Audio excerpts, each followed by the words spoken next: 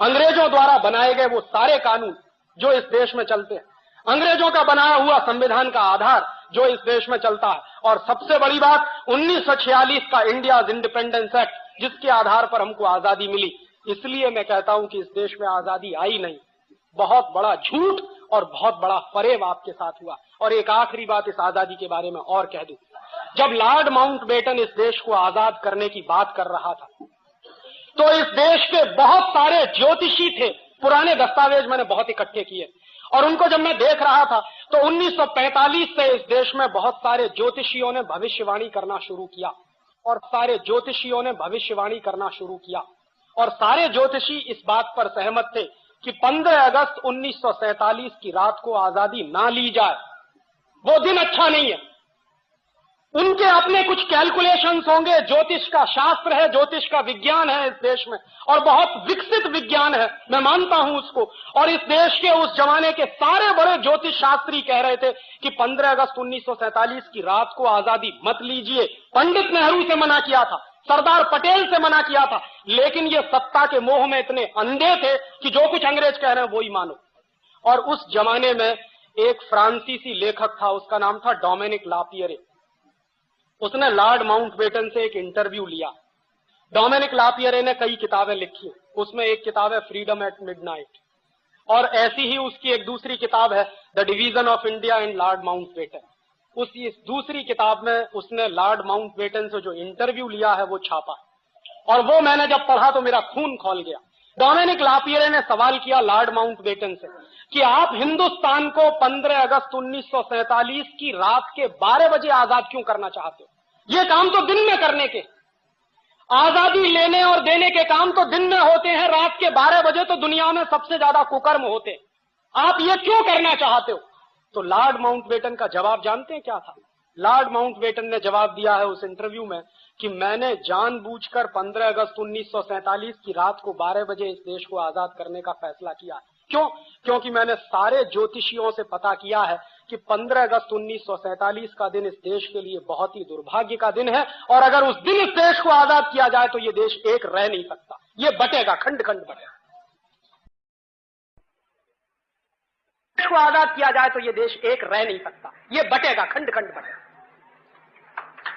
तो इसलिए मैंने इस देश को 15 अगस्त 1947 की रात को ही 12 बजे आजाद करने का फैसला किया है, क्योंकि सारे बड़े ज्योतिषी ये कह रहे हैं कि ये देश खंड खंड टूटेगा, एक नहीं रहेगा अगर इस दिन इस देश को आजादी मिले। एक बात, और दूसरी बात उससे भी ज्यादा महत्वपूर्ण उसने कही, उसने कहा कि 15 अगस्त 1945 अंग्रेजों के लिए विश्व विजय का दिवस है।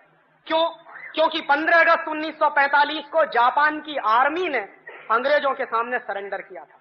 क्यों किया था? जापान के ऊपर 2 एटम बम गिराए थे, 6 अगस्त और 9 अगस्त को, हिरोशिमा और नागासाकी। उसके बाद जापान ने सरेंडर कर दिया था सेकेंड वर्ल्ड वॉर में, और वो सरेंडर जो हुआ था वो इंग्लैंड की आर्मी के सामने हुआ था। तो लॉर्ड माउंटबेटन ने कहा कि 15 अगस्त 1945 को जापान के सैनिकों ने हमारे सामने सरेंडर किया है, वो हमारा विश्व विजय का दिवस है, इसलिए हम 15 अगस्त 1947 को ही आजाद करेंगे।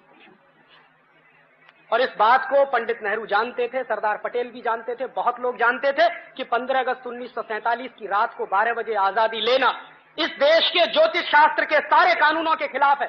और बहुत सारे ज्योतिषियों ने यह भविष्यवाणी कर दी थी कि आप आजादी लोगे और 1-2 साल के बाद यह देश टूट जाएगा, और वो टूटा, पाकिस्तान अलग हुआ, वही हुआ। और आगे भी उन्होंने यही अभिशाप दिया कि यह देश आगे भी खंड खंड टूट सकता है, और उसकी तैयारी चल रही है। और वो प्रश्न मैं आपके सामने खोलना चाहता हूं। बात ऐसी है कि हमारे देश में 15 अगस्त 1947 को सत्ता हस्तांतरित तो हो गई, आजादी नहीं आई, स्वतंत्रता नहीं आई इस देश में। 15 अगस्त 1947 को गोरे अंग्रेजों से काले अंग्रेजों को सत्ता का हस्तांतरण हो गया, स्वतंत्रता नहीं आई, आजादी नहीं आई। क्योंकि स्वतंत्रता का मतलब है अपने तंत्र में जीना, आजादी का मतलब है अपनी व्यवस्थाओं में जीना। स्वदेश माने अपने देश की व्यवस्थाओं में जीना, अपने तंत्र की व्यवस्थाओं में जीना, तब हम स्वतंत्रता की बात कर सकते हैं। लेकिन आजादी के 60 साल के बाद तो एक भी तंत्र ऐसा बना नहीं इस देश में जो अपना हो। जिस संसद से कानून पारित होते हैं वो संसद अंग्रेजों की बनाई हुई है, वो अपनी कहां है? ये गोल गुंबद जो शून्य जैसा है, ये तो अंग्रेजों का बनाया हुआ ढांचा है 1927 में, जिसको महात्मा गांधी ने बहुत कड़े शब्दों में कहा था कि बम लगा के उड़ा दो इसको। गांधी जी के शब्द हैं ये। संसद को उड़ा दो, राष्ट्रपति भवन को उड़ा दो, क्योंकि वो वायसराय का घर हुआ करता था, गुलामी का प्रतीक है। तो गांधी जी से किसी ने कहा कि बापू आप तो अहिंसा वाले आदमी हैं और आप कह रहे हैं इसको उड़ा दो, तो उन्होंने कहा गुलामी के प्रतीकों को संभाल कर नहीं रखा जाता। कोई देश दुनिया में ऐसा नहीं है जो अपनी गुलामी के दौर के प्रतीकों को साज कर, संवार कर, धोकर और पोंछ कर रखता। हमने रखा हुआ है। हमारा तंत्र जो संसद हमने बनाई है, दुर्भाग्य से जिसको हम संसदीय लोकतंत्र कहते हैं, ये तो अंग्रेजों का सिस्टम है पूरा का पूरा, जिसको इंग्लैंड में वेस्टमिनिस्टर सिस्टम कहा जाता है, उसको हमने दुर्भाग्य से पार्लियामेंट्री डेमोक्रेटिक सिस्टम कहना शुरू कर दिया, जो कहीं से भी पार्लियामेंट्री नहीं है और कहीं भी डेमोक्रेटिक नहीं। आजादी आई नहीं है, स्वतंत्रता मिली नहीं है। बस इतनी ही स्वतंत्रता और आजादी है जो मैं आपसे कह रहा था कि पहले गोरे अंग्रेजों का शासन चलता था, अब काले अंग्रेजों का शासन चलता है। व्यवस्थाएं सबकी सब वही हैं, कानून सबके सब वही हैं, नीतियां सबकी सब वही हैं। सब कुछ अंग्रेजों के जमाने का आज भी चल रहा है इस देश में। इसलिए हमको आज भारत स्वाभिमान की तरफ से स्वदेशी की बात फिर करनी पड़ रही है, क्योंकि सब कुछ अधूरा है 15 अगस्त 1947 के बाद। मैं आपको बहुत दुख के साथ एक बताना चाहता हूं, अंग्रेजों ने भारत को गुलाम बनाया और भारत जैसे 50 देशों को गुलाम बनाया। उनमें से कुछ देश हैं जैसे कनाडा है, ऑस्ट्रेलिया है, न्यूजीलैंड है, ये एक ग्रुप के देश हैं। भारत है, पाकिस्तान है, बांग्लादेश है, ये दूसरे ग्रुप के देश हैं। मॉरिशस है, श्रीलंका, ये तीसरे ग्रुप के देश हैं। ये ग्रुपिंग किस तरह की है? अंग्रेजों ने 3 तरह के देश गुलाम बना के रखे थे। एक देश को अंग्रेज कहा करते थे self governing colonies.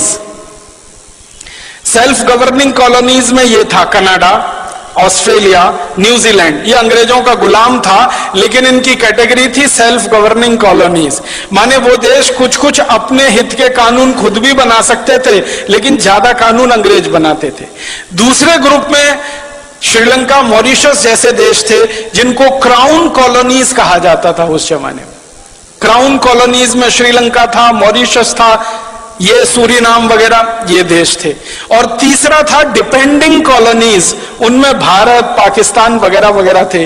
Depending colonies सबसे खराब गुलामी का ढांचा था, सबसे खराब गुलामी का। उसमें क्या होता था कि आपको अपने हाथों, अपने देश के लिए, अपनी व्यवस्थाओं के लिए कुछ भी करने का अधिकार ही नहीं है। सब कुछ अंग्रेजों के पास है, आप तो उनके पूरे डिपेंडेंट हैं। तो वो हम डिपेंडेंट अंग्रेजों के हो गए, क्योंकि हमारे यहां गुलामी आ गई और वो हमारी कुछ छोटी मोटी गलतियों से आ गई। ईस्ट इंडिया कंपनी यहां व्यापार करने के लिए घुस गई। एक राजा था जहांगीर, उसने आगा न देखा न पीछा, लाइसेंस दे दिया व्यापार करने का। जैसे आजकल हमारे नेता विदेशी कंपनियों को व्यापार करने के लाइसेंस दे देते हैं, थोड़े से पूंजी के लालच में कि विदेशी पूंजी आएगी, थोड़ी विदेशी पूंजी आएगी। इन मूर्ख नेताओं को यह नहीं मालूम है कि बाहर के बोतल के दिए हुए खून से कोई मरीज जिंदा नहीं बचता।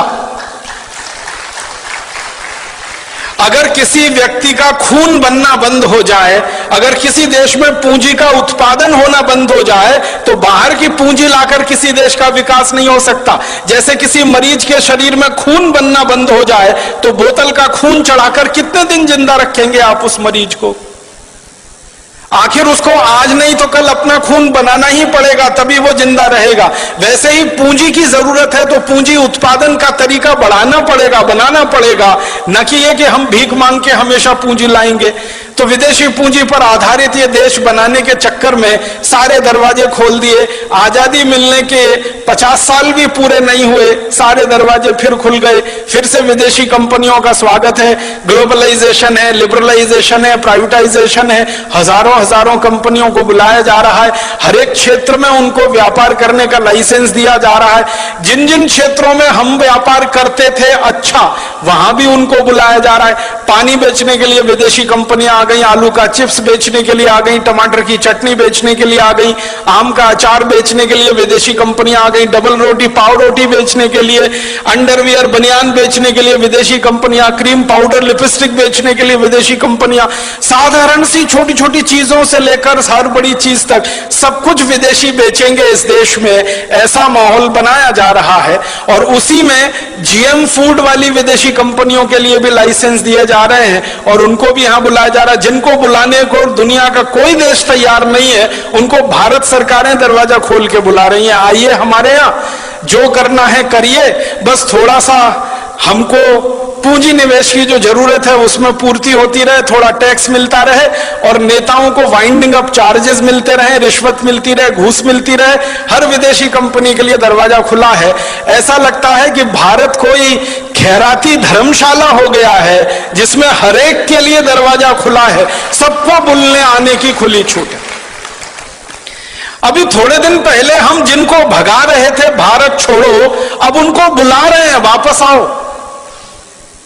1942 में महात्मा गांधी का नारा था इस देश में, क्रांतिकारियों का नारा था क्विट इंडिया, छोड़ो भारत।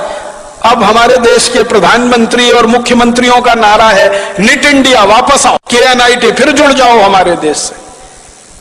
तो इतनी बेशर्म हमारे देश में नेतागिरी आई है, क्योंकि मैंने पहले ही कहा कि ये गोरे अंग्रेजों की जगह काले अंग्रेजों ने ले ली है। दिल दिमाग उनका वैसे ही चलता है जैसे अंग्रेजों का चलता था। आज हमारा देश दुर्भाग्य से पूरा का पूरा खतरे में है, क्योंकि ऐसे नेता देश में कुर्सी पर काबिज हैं जो हर क्षेत्र में विदेशी कंपनियों को बुला रहे हैं। उन्होंने इतिहास से सबक नहीं सीखा है कि एक गलती जहांगीर ने की थी जिसकी सजा पूरे देश ने 200 साल भुगती थी। अब लग रहा है कि जहांगीर ही जहांगीर पैदा हो गए हैं। मुझे तो कई बार ये व्यंग में कहने को मन करता है, जहांगीर मरा नहीं है, उसी की आत्मा हमारे देश के नेताओं में प्रवेश कर गई है। जो देखो विदेशी कंपनी को लाने के लिए विदेश जा रहा है, लाल कालीन बिछाकर उनका स्वागत कर रहा है। हमारा देश ऐसा हो गया। अब विदेशी कंपनियां घुस गई, हजारों हजारों की संख्या में घुस गई। इन कंपनियों ने जिंदगी के हर क्षेत्र पर कब्जा कर लिया। सवेरे आप सोकर उठें तो आपका टूथपेस्ट, बाथरूम में जाएं तो शेविंग किट्स, फिर नहाए तो उसके बाद साबुन, फिर कपड़ा धोएं तो उसके साबुन, फिर बाहर निकले तो कपड़े पहने, जूते पहने, चप्पल पहने, क्रीम पाउडर लिपस्टिक इस्तेमाल करें, सब कुछ विदेशी। सवेरे से शाम तक, रात को सोने जाए तो मच्छर भगाने वाली अगरबत्ती भी विदेशी, और जिस मच्छरदानी में सोए वो मच्छरदानी विदेशी, जिस बिस्तर पे सोए उसका गद्दा विदेशी, गद्दे के ऊपर चादर विदेशी, सब कुछ विदेशी हो गया। 50 साल पहले तक इस देश में स्वदेशी स्वदेशी स्वदेशी स्वदेशी मंत्र हुआ करता था। आज इस देश के नेताओं ने विदेशी विदेशी विदेशी सब बना दिया। तो आजादी के 60-62 साल में हर क्षेत्र में विदेशीकरण जब हो रहा हो तब स्वदेशी की बात करनी ही पड़ेगी। और आजादी के 60-62 सालों में जब हर क्षेत्र में परावलंबन बढ़ रहा हो तो हमें फिर स्वावलंबन की बात करनी ही पड़ेगी। इसलिए स्वदेशी से स्वावलंबन की बात आज हमें करनी पड़ रही है। मैं आपको एक बहुत खराब बात कहना चाहता हूं, लेकिन वो आपको जानना जरूरी है एक सच के रूप में। हमारे देश में आजादी जब आने के लिए आंदोलन चल रहा था, संघर्ष चल रहा था, तो नेताओं के 2 वर्ग थे। एक वर्ग था नेताओं का जो ये कहता था संपूर्ण आजादी चाहिए और अपनी शर्तों पर चाहिए, क्योंकि कोई भी देश दूसरे देश को गुलाम बनाए ये उसके संवैधानिक अधिकार का हनन है। किसी भी देश को गुलाम बनाना किसी भी सभ्यता में, किसी भी संस्कृति में, किसी भी समय में परमिसिबल नहीं है, उसकी अनुमति नहीं है। तो एक वर्ग था देश में नेताओं का, जिनमें लाला लाजपत राय, विपिन चंद्र पाल, लोकमान्य बाल गंगाधर तिलक, अरविंदो घोष, भगत सिंह, ऊधम सिंह, चंद्रशेखर आजाद, सुभाष चंद्र बोस, अशफाक उल्लाह, राम प्रसाद बिस्मिल, ये सब क्रांतिकारियों की एक लंबी सूची है जो ये मानते थे कि आजादी चाहिए, स्वतंत्रता चाहिए और हमारी शर्तों पर चाहिए, अंग्रेजों की शर्तों पर नहीं। लेकिन इसी देश में एक दूसरा वर्ग था नेताओं का जो ये कहता था कि ना आजादी चाहिए ना स्वतंत्रता चाहिए, हमको तो अंग्रेजों की साठगांठ करके सरकार चाहिए। ना आजादी चाहिए ना स्वतंत्रता चाहिए, अंग्रेजों के साथ कुछ दोस्ती हो जाए, एक खराब शब्द है, कोलिशन बन जाए अंग्रेजों के साथ, गवर्नमेंट हो जाए हमारी।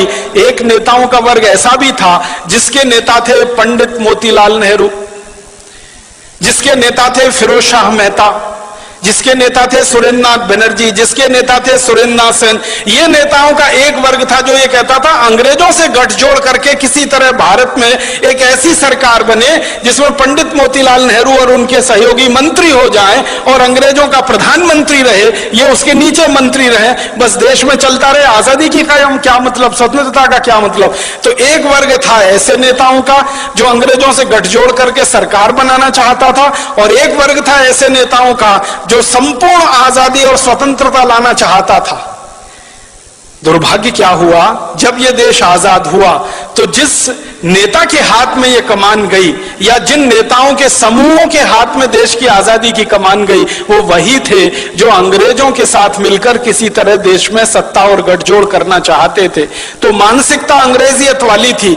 तो आजादी मिलते ही उन्होंने देश में वो कुछ भी नहीं किया जो होना चाहिए था आजादी के तुरंत बाद। हमारी भाषा विदेशी हो गई क्योंकि हम गुलाम थे। आजादी आई तो भाषा स्वदेशी होनी चाहिए, वो नहीं हो पाई। हमारी भूषा विदेशी हो गई थी जो आजादी के पहले थी, हमारी भूषा स्वदेशी होनी चाहिए थी, वो नहीं हो पाई। हमारा भोजन विदेशी हो गया था अंग्रेजों के समय में, अंग्रेजों के बाद हमारा भोजन स्वदेशी होना चाहिए था, वो नहीं हो पाया। हमारा भजन विदेशी हो गया था अंग्रेजों के जमाने में, वो भजन स्वदेशी होना चाहिए था, वो भी नहीं हो पाया। ना भाषा बदली, ना भूषा बदली, ना भोजन बदला, ना भजन बदला। और तो और भेषज हमारी औषधि जो पूरी स्वदेशी होनी चाहिए थी आयुर्वेद आधारित, वो पूरी की पूरी अंग्रेजियत आधारित एलोपैथी में चला गया। माने आजादी के बाद बदला कुछ नहीं, ना भाषा, ना भोजन, ना भूषा, ना भेषज, ना भजन, कुछ नहीं बदला। बदला क्या? एक ही चीज बदली, माउंटबेटन की जगह पंडित जवाहरलाल नेहरू, माउंटबेटन की जगह उनके मंत्रिमंडल के XYZ, और कुछ नहीं बदला इस देश में। सबका सब वैसे का वैसा ही रहा। हमारे देश में संविधान सभा बनाई गई, संविधान सभा में बार बार बहस हुई भाषा के सवाल पर, लेकिन उस मामले को पीछे लटकाया गया।